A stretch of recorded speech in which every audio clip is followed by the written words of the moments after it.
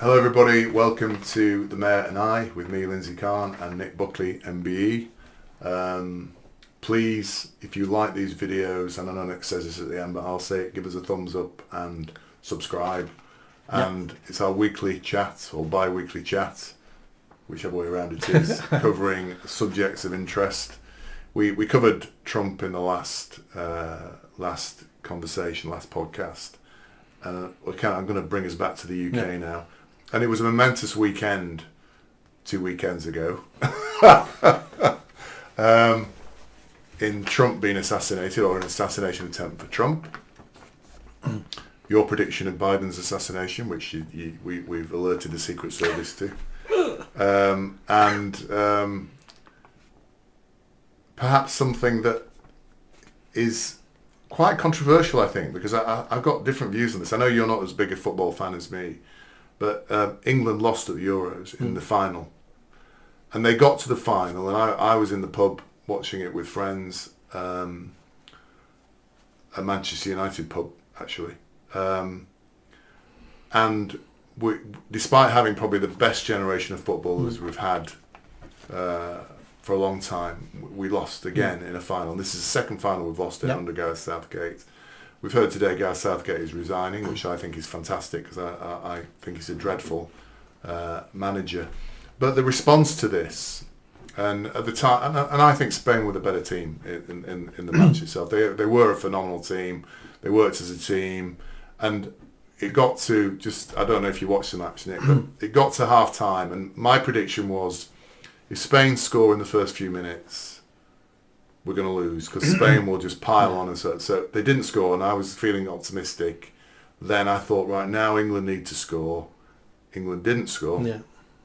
And we got to half-time, 0-0, and I turned to the people in the pub and said, we are now going to lose. Because what's going to happen now is the two teams are going to go back to their managers at half-time. The Spanish manager, who has a track record of winning, is going to tell them how to win in the second half. Gareth Southgate is going to do nothing. And guess what? They came out, and within a minute of it coming out, the Spanish team scored. And all that will have happened is the Spanish manager will have said, there's a weakness on the left wing, which there was. If you move down there quickly, catch them on surprise, you'll be able to score. And they did. He motivated them. Yeah, he motivated them. They went out there as if they'd already been playing for at least 5 minutes before they got on the pitch. Yes, yeah. And England went out and started the game now. Yeah, yeah. But they'd already mentally started the game 5 minutes ago. Yeah, yeah. The manager clearly gave them direction, clarity, and they came out. And the second half, they decimated England. Even though England nearly scored in the very last minute, it was very clear. So England then went to score again. Great goal from Cole Palmer, who was only substituted on far too late again. One of probably the most natural goal scorers we have in England at the moment. But then Spain scored again. A phenomenal goal, tremendous passing. The striker just onside as it went. It was a beautiful thing to see. And then we lost basically, and Southgate was standing as usual, like a moron on the sidelines, doing nothing except looking anxious basically. And thankfully he's now resigned, which I think he should have done. I think the thing that strikes me the most about this is we seem to have lost the ability in England to be angry about losing. So all the conversations post-match were, although some people were saying, Southgate used to go, it was all about they were valiant, we did this, they were brave, it was a great team, whatever. England had done, look how far they've come. But we didn't win, Nick. We didn't win again. The second final, and we were a better team in the first Euros final.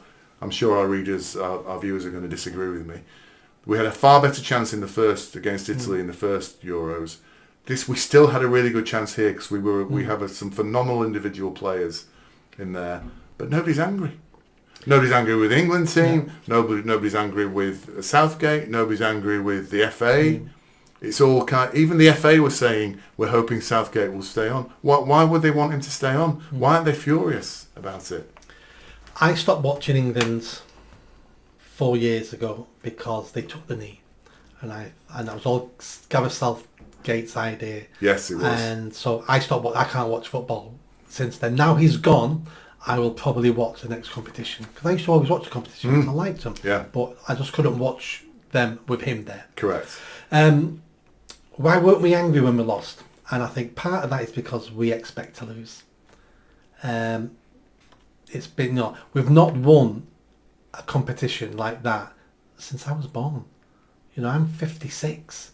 It was 66 when we won Summit, but I was born in 68. So in my lifetime, we've never won.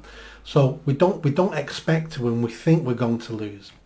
And another reason why we don't get angry is because we've become over feminized and we've become too woke and pink and fluffy.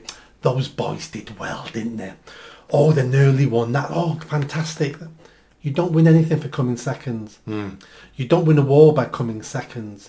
We've lost men being men, where men will go that extra mile and stretch that extra inch and run that extra couple of yards. Yeah.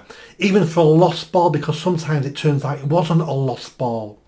Part of all footballers are the same, as in part of the problem is they're all too rich too soon. If you're a multi-millionaire by the time you're 20, what, apart from winning competitions, what else is there in life? Do you want to go into that tackle because you might break your leg? That could be the end of your career. But when you're being paid peanuts and all you get out of playing is respect, then you go in hard. So there's lots of things that have changed. But I think we never expect we're going to win. We always think we're going to lose. And we've now become a nation of all losers get winners certificates as well. There is no real winners now. It's how you played it. And it's like, that's not sport. Yeah. This is the problem. Losing has become acceptable, hasn't it? Yes. Losing has become acceptable. We're all winners. Yeah. But it's far more pervasive and sinister than that to me. Insipid, really. Because you and I have talked about the Manchester bombing as well, and how instead of people being angry after that, or being allowed to be angry, they were told they weren't to be angry. Yeah. They were told they had to sing and be kind. Don't look back in anger. Don't look back in anger, and we mustn't, whatever. No. And I was shocked by that reaction as well, because my view is we should be bloody angry, and we need to react to this, and we need to hunt down the people, we need to stop this happening again. And it hasn't happened, has it? Men have become over-feminized, we've become weak as a nation, as society, and we're too pink and fluffy. And this is all feminism, wokeness, and it's led to weak men. Yeah. And that's infiltrated sports now. It's infiltrated sports. And my wife, she feels very strongly about the trans thing. And I keep telling her the biggest perpetrators of allowing middle-aged pervy men to put on wigs and prance around in women's toilets are women. Women are the ones who are encouraging them. Yes. Women are the ones who are saying, don't be... When you look at the marches, for people marching to allow middle-aged blokes to put wigs on and have the willies hanging out, it's women who are fighting for these men's rights. Women who are the most... And I wrote a book on feminism, and in there I research and talk about how trans ideology came out of women's studies at universities. Yes. It's all coming out of feminism. Yeah. But it's splintering as it goes. So some feminists now are against gender ideology, and most of them are for gender ideology. And yeah. So yeah, I think that was something that got me angry. Another thing that got me angry, and we talked about this on other, is the race grifters who came out on the England side. Yeah. And Micah Richards, who's a commentator. I quite like Micah Richards. He was a defender that played at City. Yeah. And he's a reasonable footballer, and he's a reasonably, but there was a reasonably good commentator, pundit. But although he looks sometimes like he's taking cocaine or something, because he's jittering in his seat and things like Allegedly. that. Allegedly. Don't get sued. I said he looks like he's taking. I think that's it. Yeah. So yes, allegedly it looks as though he's taking. Yeah. Oh, that's fine. There was a fawning article in the Telegraph about him, saying how fantastic he was or whatever, and of course he had to introduce race into it. And he said, if Saka misses a penalty in the final, I'm not going to look at social media. Implying, I think, that there'd be lots of racial hatred of Saka. Now, you and I have talked about this before. The alleged racial hatred after the last Euros came from a tiny minority, and most of those were foreigners, from like 0.1%. It was from the UK. Was from the UK. and the stuff around Rashford was done by City fans, not done by, and wasn't racist. And wasn't racist. Yeah. But they can't resist now, can they? And that's because these footballers, and he's an ex-footballer now, are human. And he's been bombarded with this for 10, 20 years. So it's seeped into his consciousness of racism and unconscious bias, and black people have got it bad, and racism's everywhere, and it's systemic. He's bought into all this, and because he's been bombarded with it probably for the last 20 years. Now, almost everything he said is probably wrong. We've talked about last time about all footballers get abuse if they miss penalties, or they get sent off, like David Beckham. Beckham got massive abuse. Yeah, exactly. So these things happen. I'm not saying it's right, I'm just saying these things happen. But the reason why skin colour in footballers now is always talked about is because the left won't stop talking about it. We've got people going, we wouldn't have an England team if it wasn't for immigration. Look at all these amazing black players. And then when they make a mistake and we go, look at that black players, racist. Well, you started talking about their skin colour. I'm just saying the crap, and he's black and he's crap. But you said he was black and he was good. So where's the difference? Yeah. If you stop talking about his skin colour, we'll stop talking about his skin colour. Yeah. And the left can't have it both ways. Yeah. But that kind of made the loss even worse for me. The fact that there were all the race grifters on the run up to it, saying, "Oh look, when the penalties were taken in the look how many people." Remember we talked about the fact Cole Palmer, so it's been all black penalty takers. I didn't even know Cole Palmer was black. Yeah. So he didn't. No. Shit, I'm black now. So there's a run-up of that, and the awful, and again, that I think you're right, a big generator of that kind of behaviour was Southgate. He's been a really woke. So I'm glad he's gone. Yeah. I'm angry we lost, because we shouldn't have lost. No. And I want to see a proper manager coming in who's going to basically not spend all their time taking the knee, but focusing on winning. And just let's have the best players who are going to win going forward. So that's just something I had to get off my chest. The only thing in the defence of Southgate is every England manager is hated. Yes, that's true. Yeah. But I hate him slightly more than all the others, I think. Yeah. So, we talk something I laughed at an article this week in The Spectator, or last week in The Spectator, by Douglas Murray. Right. And he was commenting on something you and I have talked about again, which is celebrities putting, and Michael Richards, I suppose, falls into the same category, giving us their unwanted opinions, really. And George Clooney came out in America saying Biden had to go. I don't know if you saw the article, basically. And Douglas Murray wrote an article saying, what would George Clooney do? And said, whenever I go into a voting booth, just before I put my cross down, I think, what would George Clooney do? And these self-important people, whether it's Michael Richards or George Clooney, suddenly decide we need to know what their opinion is about Biden. I mean, why the hell would we listen to George Clooney about Biden? Me and you wouldn't, but many people would. So many people, I would relate it to IQ as well. So if you've got less of IQ, and you've seen George Clooney, you like his films. He was a very clever planner in Ocean's 11, and he's done this and done that, and I like him, and I always relate to his characters. Oh, he's voting, he thinks Joe Biden should go, or he thinks we should vote for that. That has a subconscious effect on lots of people. Not everybody, and I'm not sure how big that percentage is, but I would imagine it's a fair percentage of people.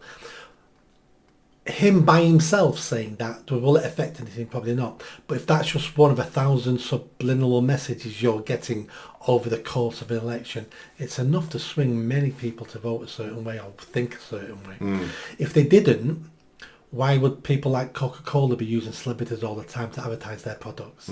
They've done the research. They know. Me advertising Coca-Cola sells nothing. Brad Pitt advertising Coca-Cola sells volumes. So the science has already been done. They know it works. But then people like him, he's not being paid to say that. No. He just thinks he's better than everybody else. Yeah, he does. Him and his wife, Yeah, he just thinks people need to know his opinion, because I'm better than all yous. Yeah. And if you listen to me more, we'd have a better world, we'd have a better country. Yeah. I'm more important, I'm cleverer, I know more things. I've met people you've only ever seen on TV. Yeah. I've met, a president. I've met these people. You've got to be extremely intelligent to live the life I live. And it's like, no, you don't. Part of your life was a fluke. Yeah. You started off in Roseanne. Yeah. That's how he started his acting He was career. in ER was when he became the most Yeah, famous. but before that he was in Roseanne, was he? was in Roseanne. He was Roseanne. I watched Roseanne when I was young. Roseanne worked in a cafe or the canteen or something. Yeah. He was the boss of the canteen. Oh, was he? He was the manager. He was her manager. He was hardly in many episodes, but that's where he got his break. He was particularly unsuccessful for most of his career. He only became very famous towards the latter end when he was quite old, in his 40s. He was one of those guys who matured and became better looking once he hit his 40s. Similar to you and I. Yes. Yeah. But before that, in Roseanne, you look at him going, he's not a nice looking guy, a bit nerdy and a bit geek. Yeah. But once his hair started going grey, he looked quite distinguished. But is it the grand scheme of things? What does he know? He knows nothing. Yes. He reads the lines other people cleverer than wrote. Yeah. And it's interesting we're talking about that now, and I'm pleased that the viewers will recognise that you and I are getting better looking as we're getting older with our grey hair, etc. And if you don't know what Roseanne was, it was a sitcom in the 80s with the Roseanne Barr. I'm too young to remember that. But we're kind of moving now to something that I wanted to talk about with you, which is, and there was an article again in The Spectator by Julie Birchall. I think it was in The Spectator, or it might be, sorry, it doesn't matter, talking about getting fed up of the grown-ups. And I think what she's talking about here is, and kind of Clooney kind of drops into this peripherally as well. There's now a new class of people in the UK, and these people are examples here: Rory Stewart, Alistair Campbell, George Cameron, what's he called? Former George Osborne, even David Cameron. These people who've led very privileged lives, who now find themselves in a position where they feel free to pontificate on matters as a voice of authority and tell us how we should live our lives, basically. And Rory Stewart, I think he does this, the rest is politics. I don't know if it's that, he's called something else, but he's in various things where he goes and pontificates on various subjects. This is a man who's had a very privileged life, very privileged upbringing, been an MP, and now... Also did a decade in the army. Did a decade in the army. So he's got some experience there that most people haven't. Yeah. But now his job is full-time pontificating on things and telling us how we should think and behave. And there's loads of them around now. There's more than ever before. And I have a natural aversion to people telling me what to do anyway. But there's all these bunch of middle-class arses who are doing all this now. And I think I can't remember now, but I think Julie Birch was talking about something recently where he said, failure is a good thing and it's good we have failures or something like that. And then Simon Sharma, who's another of the grown-ups, came in and said, actually, that's not right. The most successful people in life are winners, not losers. You don't celebrate failure. Yeah. You may have failure and you need to learn lessons from it. But the object isn't to fail so you can learn a lesson. Why don't you be successful, learn a lesson from being successful, not learn a lesson from failure? Yeah, it's the wrong way. Yeah, and I think I need to find the article and I'll send it to you. But I think Rory Stewart was saying history is also made of losers or something like that. But it's not. It's made of winners. The people, the most successful. The way our civilization has moved forward is with winners, not with losers, basically. I think the point he was probably trying to make was everyone who's successful has failed. And you learn from your failures, you get better and you move on and eventually you become a winner. I don't think he was making that point, but I'll find the article. Sorry, I meant to send it to you. But I think my biggest irritation is these grown-ups who pontificate and tell us how we should behave. And there's loads of them around now. You can't chuck a stick in those streets. Technology has made it easier for all. They've all got their own podcasts. Yeah. You can't chuck a street without these characters who haven't, in my opinion, really earned the right to tell me what to do, telling me what to do, basically. They've all got experience. They've got more experience than me and you in many ways, especially politics, because they've all been politicians. What I think of when I listen to these people is I go, Jesus Christ, you was a Tory. You sound like a Lib Dem. These are the people who destroyed the Tory party. Yeah. Because none of them are Conservatives. Yes. They're all Lib Dems. Yeah. Or right-wing Labour. Oh, Labour, yeah. They're almost right-wing in Labour. Yeah. And it's like, that's why the Tory party's been decimated. Well, I mean, it's interesting, like isn't it? Alistair Campbell and Rory Stewart are on this book. Their views are they basically echo each other's views in the programme. They don't argue with each other about anything. Not like me and you. No, because they just have the same views, which kind of just proves the point. You're right, the Tory party went the wrong way. Alistair Campbell was interviewing Stephen Kinnock's wife, who was the Danish Prime Minister, I think. I've heard something. I don't know. Yeah. So he was interviewing, again, another fawning interview, but they were talking about Stephen Kinnock's trans daughter, who I think is a girl who is pretending to be a boy, basically.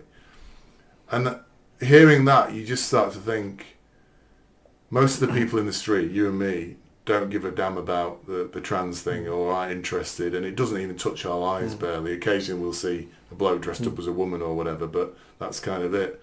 But it's almost an integral part of these people's lives, isn't it? So Alistair Campbell, speaking to Stephen Kinnock's wife about her trans daughter and the challenges that she has to face in that. Where is the reality for you and I and the people on the street in this situation? The reality there is, when you have famous parents, you don't get as much attention as you should do as a child, and you feel you're in competition with your parents for attention with the outside world. 50 years ago, you'd have took drugs. Many Hollywood actors' children all OD'd. Yeah. Because of taking drugs. Drugs are not that fashionable anymore now. So now it's trans. It used to be gay, now it's trans. Because it's the only way. They gain attention from the parents. They feel at some level of outdoing the parents. And it makes them feel worthy to their parents. So it's, to a certain extent, anyone who's got a trans child has failed as a parent.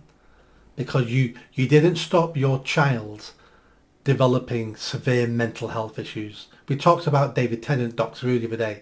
That's why he's a big LGBTQI supporter, because he failed as a parent. Yeah. Because his child is non-binary, whatever, and she's done the same. You know, her child is mentally ill, and as a parent, there's not many things on your list of being a good parent.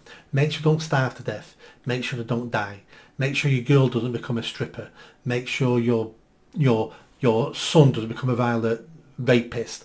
And now the new box, make sure your child's not mentally ill. And some parents are failing. Mm. And there's some positive news as I met Stephen Kinnock once. My charity won an award for stopping, it was called No Offence was the award, and it was all about the criminal justice system, and I was running a project in Manchester reducing crime, and we went to an award ceremony and my project won. I went on stage and he handed me I've got a picture somewhere. In what capacity was he presenting that He award? was the ambassador for the charity. Yeah. Or patron of the charity, something like that. I used to, before I woke up, I used to quite like Stephen Kinnock. My understanding is that he lives in Switzerland. His wife is very successful, and She was the Danish Prime Minister. Yeah, and he flies into London for Parliament, but he lives in Switzerland. That's my understanding. Yeah, and that kind of really proves the point, doesn't it? How, because he's a Welsh MP, isn't he? Welsh MP, yeah. That kind of proves the point, does it? How can these people possibly understand how the majority of people in this country live and the issues they have to face when you live a life like that? Yeah, and his parents spent many decades in the European Parliament, both his mum and his dad. Yeah. Hence why he's so strong for Europe. Yeah, these people have got no idea. He's one of those career politicians. Yeah.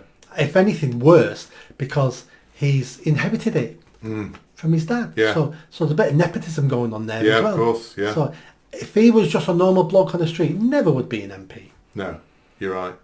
And they just have they just are not into, they live in their own bubbles They have no, and they're validated by people like Campbell Yes. interviewing them to talk about their tranny daughter. You know, You're so brave. Yeah. It's amazing what you've Yeah. done with your daughter. Yeah. You've accepted her. It should be. Have you worked out yet what you did wrong to make your child so ill? Yeah. Have you worked that out yet? That Yeah. should have been the question. and moving on to the trans thing, and I mentioned we talked the other day about what's he called? Calvin Robinson and Lawrence Fox. and their conversation, and they were talking about a visit they made to Dublin, and they kept referring to the flag, the LGBTQRS, whatever it is, flag, and they called it the transmutilation flag. Now, the reason they call it that is because part of the process of conversion, mainly, I would say, it tends to be more women trying to transition to become what they believe to be men. Involved in that is the taking puberty blockers, the cutting off of your breasts, the horrific operations around So you. it's young women Yeah. and middle-aged men. Yes. The perfect combination. But some positive news from Labour. You know, I'm feeling positive about Labour. I'm up and down with Labour, but this is one positive. West Streeting. Yeah. West Street. Is it West Streeting or West Street?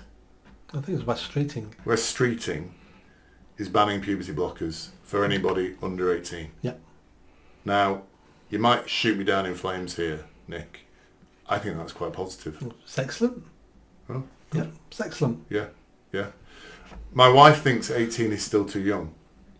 That's the legal age of an adult in this country, so it would be unfair and unreasonable to pick any other age.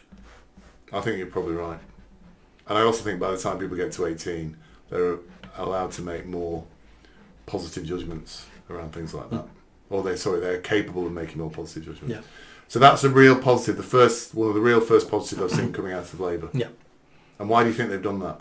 Given a year ago they were saying trans women, West Streeting was saying trans women are women, and there's 1,000 suicides a day of trans people, which of course there isn't. But Because they daren't say it a year ago, because they didn't want their party to implode, because they wanted to win the election. They've won the election now, and now they're thinking about, we want to win the next election. So we need to get to the centre ground. We need to stop some of this lunacy. We're going to have some of the lunacy to keep our far left lunatics happy-ish. They're never going to be happy. We've got to throw in some red meat here, but certain things we're going to have to push through. And I think that's one of the... So they're kind of starting to pull themselves more towards the middle ground. I think so, and I think it's easier for them because of the Cass review. That was the big government review that looked into all that, came out and said there's no evidence for any of this. So they're using the Cass review and saying, we've got evidence here now, no, this is what we're going to do. Now there's another negative on this as well, which I think you're aware of. Labour are going to ban conversion therapy. Yeah. And if I think if I can just take a moment to try and educate our viewers on this, because if our viewers are not as enmeshed in this as maybe Nick and I are, when you hear somebody say, we're going to ban conversion therapy, you think, that's fantastic. Because, of course, conversion therapy in the 60s was, if you came in, Nick, and said, I'm gay, we'll take a big stick to you and beat you until you say you're heterosexual again. Electric shock treatment. And stuff like that, Yeah. Now, this conversion therapy, which is why this is quite sinister, is very, very different. Yeah. If a kid at school says, if a gay kid at school says, I think I'm a woman, you are then not allowed to say to that child, no, you're not a woman, you're just gay. Yeah. Is that correct? Is that my interpretation is correct? Yeah. Yes. It's even worse than that. Okay. So if you're part of a church and someone in church says, and you say, oh, I think I'm the opposite sex. If someone in church says, oh dear, I want to pray for you tonight, that is class conversion therapy as well. Really? Yeah. So you can be arrested for that? Well, it depends on legislation, but the lunatics are including praying for someone not to be trans, praying for someone not to be gay. It's conversion therapy. It's conversion therapy. So it'll be illegal. If all this gets put into the law, we have no that's in legislation yet, but it's not. So So conversion therapy, people think, yes, you're gay, you're trans. We're going to get mum and dad are going to get you in the room and we're going to beat you silly till you're not trans and you're not gay. That's been illegal for a long time because that's called assault. Yes. Yeah. We don't need extra laws for that. That's called assault. Yeah. What we're looking at now is even if you're a gay man and you are trying to get help to be straight, that will be illegal because that becomes conversion therapy. Even if you want to be straight, you're happy to be gay.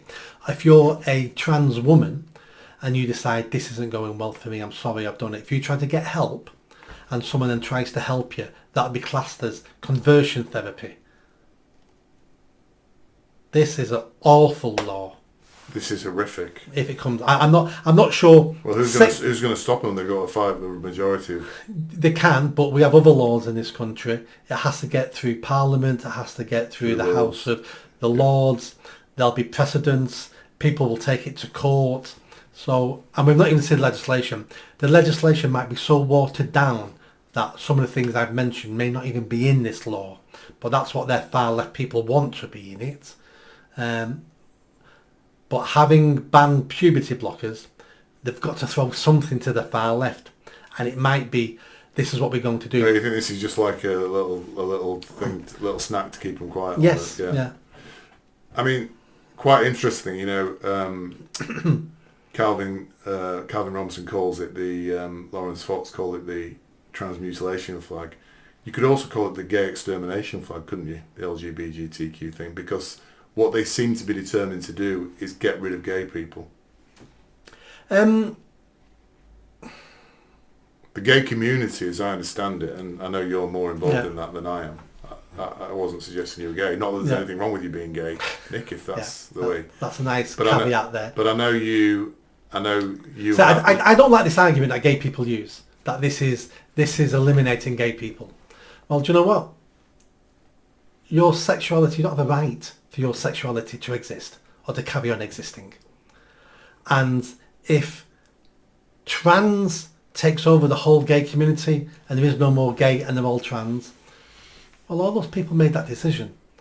I find it doesn't sit well with me when gay people are saying this is anti-gay because what they're saying is a perfectly happy gay child now, and the gay children do exist. You and I went to school with gay children, so we know this.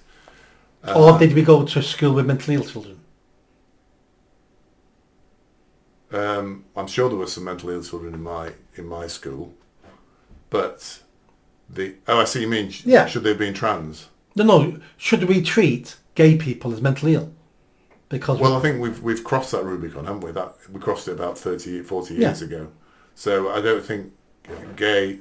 There's a big difference between gay and trans. Of course there is. Because gay is a sexuality thing. So that is a man or a woman being attracted sexually to people of the same sex. Now, I can totally get that because sexual. But we couldn't have got that 50 years ago. 100 years ago. No.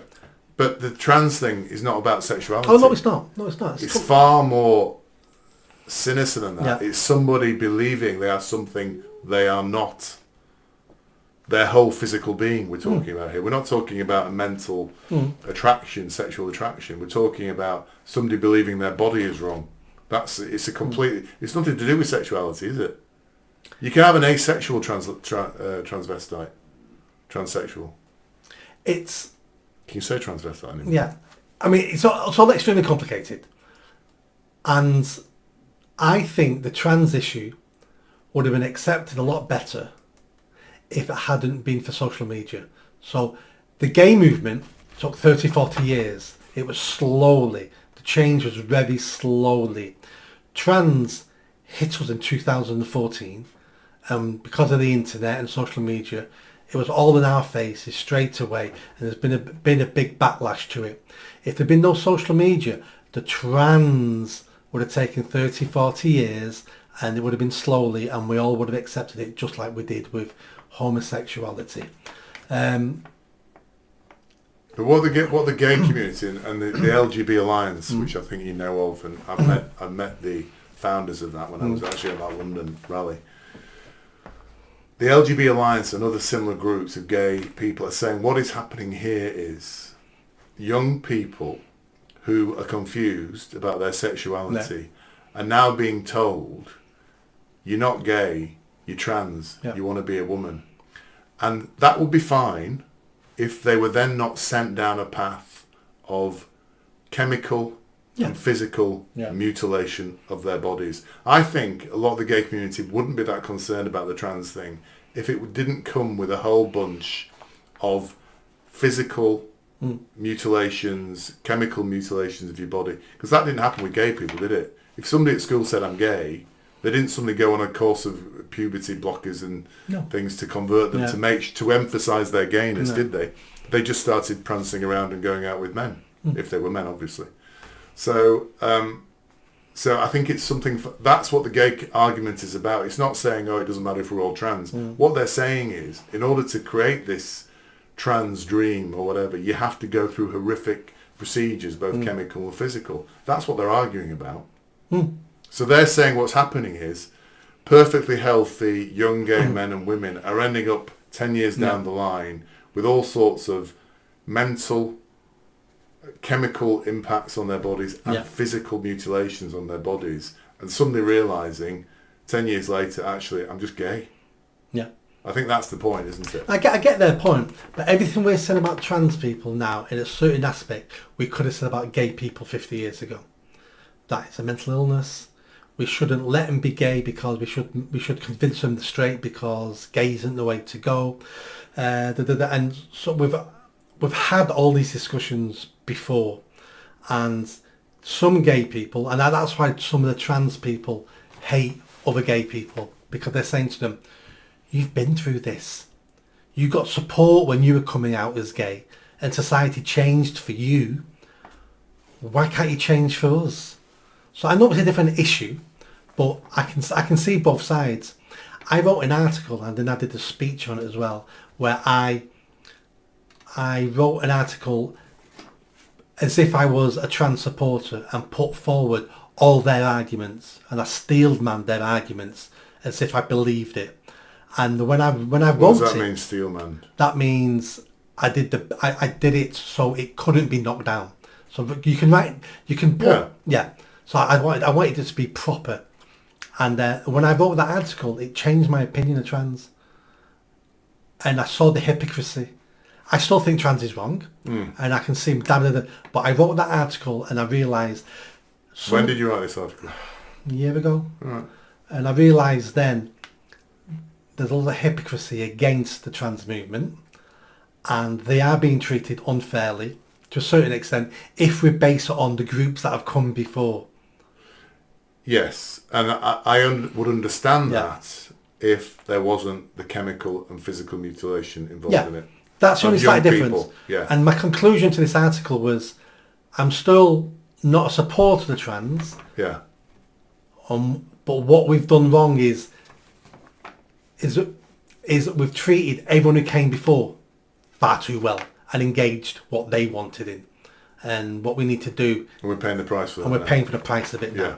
Yeah. So lax is getting crazy. And along that line, people can point where they've had enough. Such as, lots of people now, trans is enough now. Oh, right. But it was okay when openly gay men can come in a toilet, in a urinal, and urinate next to me with our penises out. But that's acceptable. Yeah, I'm acceptable with that. We don't think about those things. What's wrong with an openly gay man coming having a wee next to you? Because a gay man is sexually attracted to other men. So a woman wouldn't want you next to her. I don't have a problem with that. No, you might not have a problem, but I'm just saying, and society hasn't got a problem with it. Yeah. I'm just saying, people can point on this line where all this has gone too far, and none of us ever hit the same point. What I do have a problem with is gay men using public urinals as a place to have sex. Yeah, cottaging. Yeah, because it's a place to go and have a wee and a poo. Yeah. In fact, preferably a wee, because you don't want to sit down in there, do you? No. Yeah. You should always do your poos at home, ladies and gentlemen. But George Michael, when he was arrested in LA for cottaging, complained about it and then wrote a song saying, now, I found that offensive, because if I was in LA with my kids, who were young then, and I went into a toilet for them to have a wee, I will be very angry if Yeah. gay men were having sex in there Yeah. or coming in there for sexual purposes. And George Michael was wrong with that. Can you see how we keep pushing and pushing and pushing Yeah, and pushing yeah. and pushing, and we end up with that? Yeah. Now, I'm all for the state leaving us alone. So I don't want homosexuality banned. I think we let people live the lives they want to live. If they make the wrong decisions, the wrong choices as adults, that's down to them. But society needs to come up with an agreed set of values and morals. Otherwise, we end up where we're at now, where anyone can do anything they want because it's down to Yes. me, and we've lost all that. And Yeah. that's why we're heading now into this hedonism where anything goes. And Yeah. And we talked about this, and the word I use time and time again is decorum. Yeah. We have lost the decorum that we used to have. Yeah. And I think even see it in restaurants now when people are in there with their kids. They allow the kids to run riot and make noise or whatever, kids screaming or whatever, often ruining an atmosphere in a restaurant. Which is why I tend to go into restaurants after sort of 7, 8 o'clock now, because I know there will be loads of kids in there. There's a trend in America where rich people now fly in America. They buy first class tickets for themselves and have the kids sitting in economy. That's fine, that is. Well, it is if you're in first class. It's not if you're in economy and these unruly kids with no parents. Oh, around. young kids, you mean? Sorry, yeah. Okay, fine, yeah. Sorry, I was when you started talking about the trans thing, I thought you were about to make an announcement to our viewers about your, something you discovered about your sexuality. Let me think. But maybe that's another episode. That should be a special. Yeah, okay. Behind the paywall. We'll get the viewers up a bit. With me sat in a dress.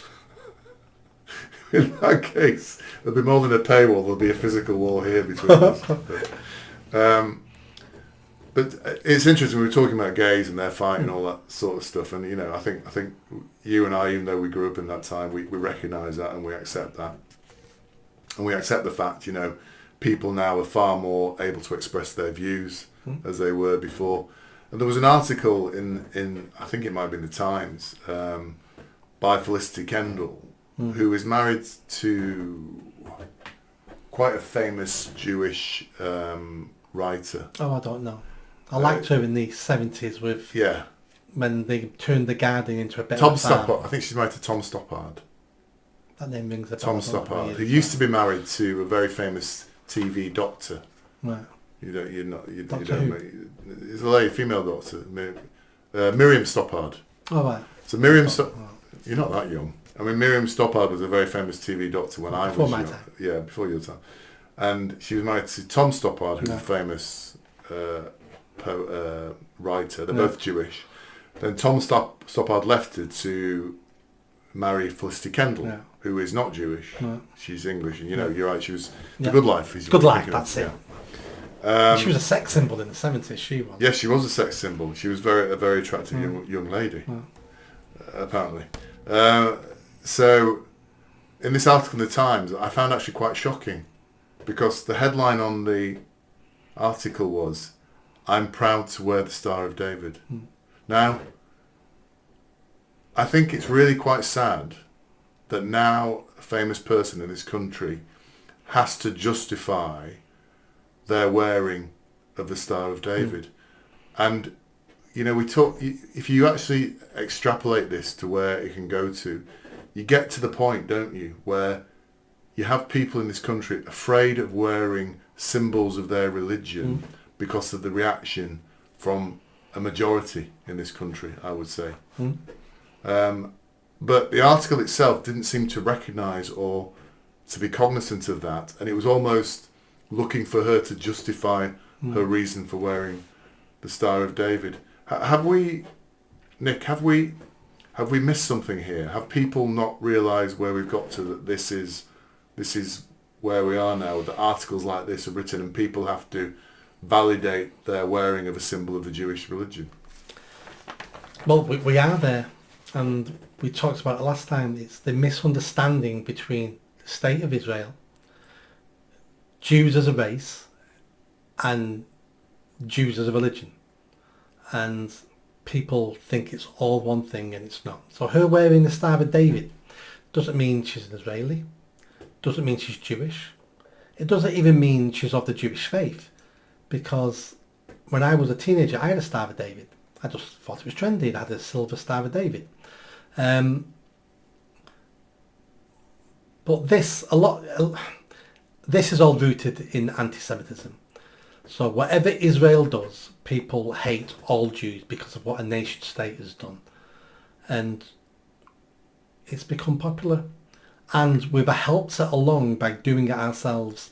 It wasn't that long ago that we hated and we banned Russian athletes from the UK because Russia invaded the Ukraine. The athletes didn't invade anybody. Yeah. And so we could persecute them because of what Russia did. So it all comes back down to oppressors and the oppressed. And Israel has been judged to be the oppressor. And if you're the oppressor, you're Hitler, you're a Nazi, you can do anything to those people.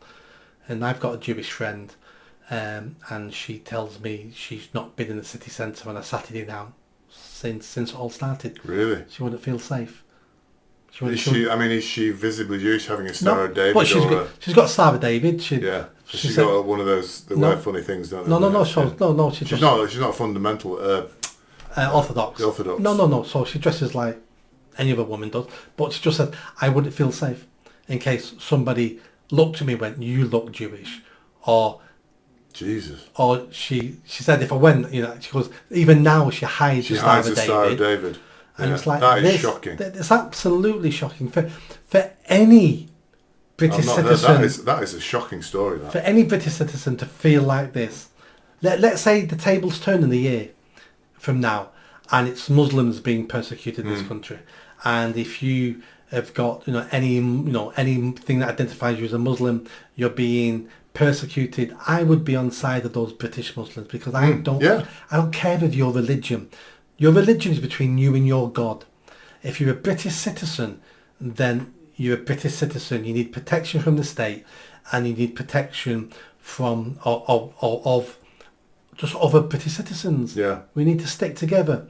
But this blaming British Jews, who on the whole support Israel. I don't support Israel. I don't support Palestine. But British citizens can support causes I don't believe in. That doesn't mean they're lesser than me. Yeah. But we're going down this identity politics and this sectarianism, and we're seeing it with the general election. 6 people now in Parliament now who have voted, who have got their seats because of the Free Palestine Guards and stuff. And we saw what happened in Northern Ireland when we start voting on religious lines. We see it all over the world, and we need strong politicians to do something about it. Labour aren't the people to do anything about this. Yeah. And we're probably a decade away before we get anyone to do anything about it. No, you're right. We are starting to vote now on religious schisms, aren't we? We're actually now casting our vote based on the religion of and that's happened with 6 parliamentarians in there. And then we have violence on the streets. Yeah. It was only a couple of years ago in Leicester, after the Indian cricket match we've talked about before. Pakistani young men and Indian young men trying to kill each other. Yeah. There's gang warfare in London between the Somalis and between this group and that group. Yeah. The little girl who was shot in the head in London, that was a Turkish gang trying to shoot another gang. Really? So all this violence is happening now all along national, religious, ethnic lines. It's happening. Yeah.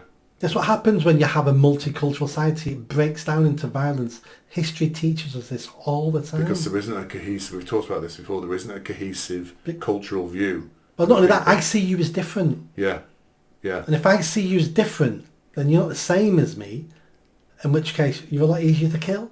Yeah, yeah. It's hard to kill you on, but if I see you as different... Well, if you see somebody as non-human, effectively, that's what you're basically saying, aren't you, in these situations? It goes along those lines, and humans kill animals very easily. Yeah, yeah.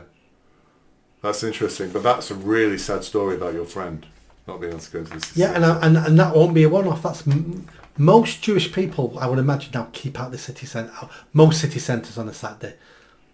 Because Shocking. You wouldn't know what corner you turn around, and all of a sudden, oh shit, I don't want to be here. Yeah, who are you? You look a bit Jewish. What's your name? Yeah. Well, I bumped into the very first Free Palestine march in Manchester City Centre was the week after the October the 7th. And I was in outside Manchester Library in St Peter's Square. there was a demonstration there on child sex exploitation. I was one of the guest speakers, and I'm waiting for it to begin, and all of a sudden... Is this another story of you running off when something difficult happened? Well, that's what happened, yeah. So we stood there, so we're about to give our speech, hundreds turn up with the police, and the police said to us, you guys stay there, and we're gonna have them stood over there. Within 5 minutes, the whole square is jam-packed, and... You were on the platform on your own again? Well, someone's like a bench. And it was like, there's no point in me speaking here because we've only got a portable speaker. They're making that much noise. There were then... What were you going to talk about? Was this to do with the MP's campaign? Was it? Oh, right. So this was last year. So this was about... I was going to be talking about how the police need to do better with child sex exploitation, how we need to investigate it better and hold police officers accountable. But eventually we had to move around the corner. We moved at the back of the library on... I forgot what that road's called now. Just so we could talk. But scuffles broke out between people who'd come for that talk with the people on that talk. It was very intimidating. If you weren't part of that, it was very intimidating.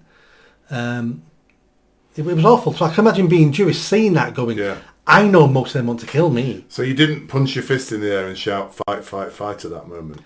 Well, 8 of them got round me and said, who do you support? And I went, yes, I have a fat. And they went, nice one, brother, nice one. And Did you have your scarf wrapped around your neck at that point? So that's 2 examples, listeners, of Nick running from trouble, showing his political stripes there.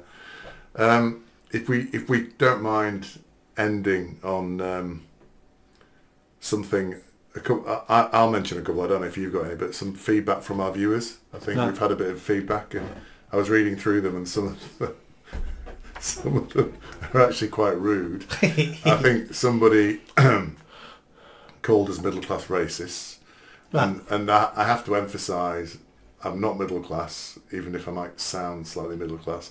I grew up in the Hare Hills in Leeds, so if any of these people who wrote that would like to go and visit Hare Hills in Leeds, even now, and see if they dare stand in the street for 10 minutes, I'd be interested. And I'm definitely not a racist. I don't know. So would you defend yourself on that one, Nick? No. I don't defend myself with accusations like that. I think another one was fat racists. So I think there's... Well... And I was lumped in with you there, and I'm not saying anything here, Nick, but I took offence at that. Yeah. Well, I am 94 stone. Yes. So that's why you look slim. Yes. Oh, I see. Yes, yes. It's a comparative. It's an optical illusion, viewers. Yeah. Another one said I was not very bright, which is actually... Yeah, spot on there. Spot on. Quite offensive, and I won't list off my academic qualifications, but they are actually quite good. So I don't think there's any evidence of that. So what are your favourites that you've seen recently? We've seen the one where they said used to a touching knees. Oh, the touching knees. Yeah, I forgot. Because we're in a bedroom and that's my little office, so it's not a studio. We have to gather. We have to get close to the microphone and close to the camera, so our knees are touching. That one made me laugh. Some are very positive. Some are really good. I would say most are positive. Yeah, saying I've learnt. They're really good discussions. I don't hear discussions like that anywhere else, because as we're talking, we're trying to figure things out. Yes, You're not asking me a question. I've got a standard answer. Yeah, it's like that's why we're always pausing and umming and because we're trying to figure things out as we're talking. Yeah. So it's a proper conversation. I think part of the problem here is some of the viewers may think this is like this. The rest is history, but it isn't. I'll come here with questions to which I may have some knowledge of or whatever. You have probably more knowledge than me about these things, so you read more extensively on these areas than I do. And we're just trying to puzzle things out a lot of the time that we think other people are thinking about. So we're not professing to be experts in any of these areas. We have opinions. You have quite strong views, and you've done a lot more studying in these areas than I. But I think we're trying to maybe come to a conclusion, and often you'll be saying something and I may disagree or I may agree, or it may spark something else in my mind about it, and I think that's what you want to see. I also try to twist things slightly to have you thinking differently. Yes. So, and that doesn't mean what I'm saying I actually believe in. I'm just saying, have you thought of it this way? Yeah. What happens if we looked at it that way? And I'm doing it because I'm trying to, well, I look that way as well, Yeah. because I'm just trying to, the truth is never in front of you. The Yeah. truth is always hidden, and we have to go digging for it if we're ever going to find the truth. And once you find the truth, that might not be the truth. You might have Yeah. to keep on digging. And I think if you watch, I don't know if you managed to put a link on for the Joey Barton thing. You said you tried to, but Yeah. you may not have done. But if you watch that again, Joey Barton's quite interesting because what he talks about his background, the fact he didn't go to beyond his O levels at school Yeah. and had football. But then when he was in his 30s, when he finished football, he went back to university and he studied philosophy. And he said, philosophy taught me to attack a question from all different angles. And he said, as a result of that, that's why I started to question some of the things I was being told on a conventional basis. And I think we try and do that, although I have some fairly strong... I think part of my problem is because I know I was duped for most of my life by the institutions. I tend to be quite cynical now. But I think what you do is you do try and probe things from different directions with different views, which is very useful for me when you're talking about things. Because sometimes I'll come in with a formed opinion. This is terrible, Nick, isn't it? And you go, actually, no, it's not, because of this, that and the other. And I like that kind of... So I think we're trying to do that in this process. So we're not being the grown-ups telling you how to think. We're just exploring ideas, I think. We're having a conversation that the viewer then is part of. And they're going, I never thought of that. Or I don't believe that because of these reasons. So we're just trying to generate more discussions, Correct. more thoughts and more ideas. I'm not for one moment thinking I have all the answers. I know for a fact I haven't. Yeah. I just want people to talk more, discuss more. That's how we start getting the answers. And I think a lot of comments on our articles, and we've had some big hit views recently with lots of comments, a lot of them are like that. A lot of them were people saying, actually, this is another aspect, or think about it this way, or maybe up blah. And I quite like that because I'm reading through the comments and thinking that's an interesting spin on that. Yeah. So we welcome the comments, viewers. We do. But we just want to emphasise we're not fat middle-aged racists or not the worst fat middle-aged racists, and we are trying to do our best. Aren't we? We are. So please hit the thumbs up, subscribe. The Mayor and I, Nick Buckley. Nick, congratulations. Thank you very much. Congratulations, I'm mayor now. Did you enjoy that video? I think you did. Come on now, hit that bell, subscribe, comment. Let's build this channel. I need more followers, I need more subscribers. Be part of the journey. See you soon.